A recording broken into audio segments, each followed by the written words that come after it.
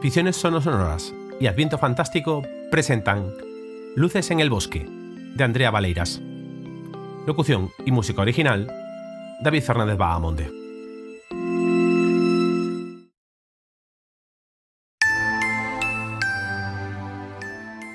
El bosque estaba especialmente oscuro aquella tarde. John maldijo a su yo del pasado, que había dejado el asunto del árbol para el último momento. Si hubiera sido previsor, podría haber ido a la ciudad y comprado uno artificial. Pero había sido un diciembre muy ajetreado y su mente había enterrado el concepto de Navidad en una cajita con 10 llaves en el sótano de su consciencia.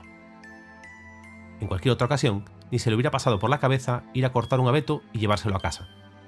Pero, aquel año, toda la familia iba a visitarlo por primera vez desde que se había mudado a aquel paraje de la España vaciada. Sus padres, hermanos y sobrinos llegarían en pocas horas para la cena de Nochebuena y esperaban un ambiente navideño tradicional. Era su deber dárselo.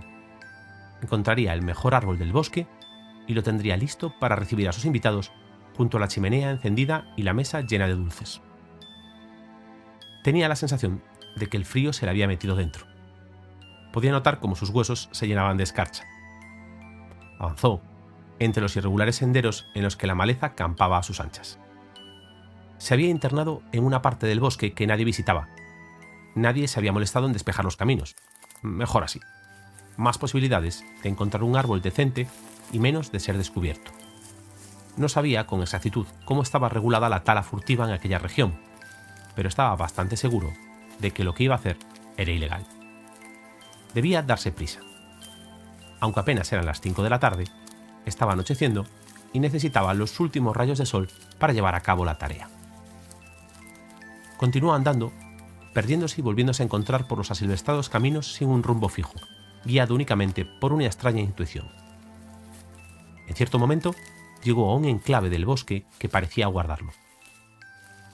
La extensión estaba salpicada de flores que John no había visto jamás, similares a las amapolas, pero con los colores invertidos, semillas rojas y pétalos negros.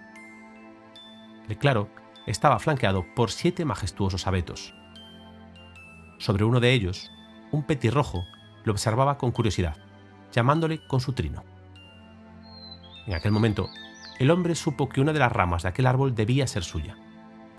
La imaginó en su salón, decorada con farolillos de luces blancas y los adornos de madera que había tallado su abuelo. No tenía motosierra, pero sí un hacha. Unos cuantos golpes bastarían. Trepó por el tronco hasta situarse junto a la rama que quería, sobre la que todavía estaba el petirrojo. El hombre había llevado sus aparejos de escalada y los aseguró para buscar cierta estabilidad y no depender de su precario sentido del equilibrio cuando empezase a talar. El pajarillo no parecía asustado, ni tenía intención de moverse, pero John se acomodó a su lado, seguro de que, en cuanto la madera comenzara a partirse, el ave emprendería el vuelo.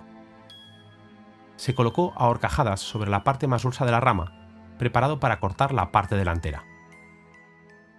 Un sonido bajo el árbol llamó su atención, pero, cuando se asomó a mirar, no vio a nadie. Debía de haber sido algún animal que huía tras detectar su presencia. Tanto mejor, pensó. No quería víctimas cuando la rama emprendiese su caída. Inspiró profundamente y se dispuso a levantar el hacha. Escuchó un ruido a su espalda. El petirrojo debía de haber huido al fin. 3 hachazos resonaron en el bosque, seguidos por el sonido deslizante del bulto de 80 kilos que cayó sin alcanzar el suelo. Cuando la familia de John llegó a la casa, un mal presentimiento flotaba en el aire. Estaba cerrada a cal y canto, y de la chimenea no salía humo. Sin embargo, las ventanas estaban empañadas. En una de ellas se veía una flecha roja torpemente dibujada. Al seguirla, encontraron otra sobre la tierra del sendero que llevaba al bosque. Los hermanos de John, invadidos por una inexplicable inquietud, dejaron a los niños con los abuelos y emprendieron el camino en busca del anfitrión desaparecido. Durante un par de kilómetros dieron vueltas en círculo, ya que las flechas pintadas sobre la tierra se confundían con la oscuridad. Casi se habían rendido cuando unas luces en lo alto de un árbol llamaron su atención. Apretaron el paso hasta llegar a un claro lleno de flores negras y 7 altísimos abetos.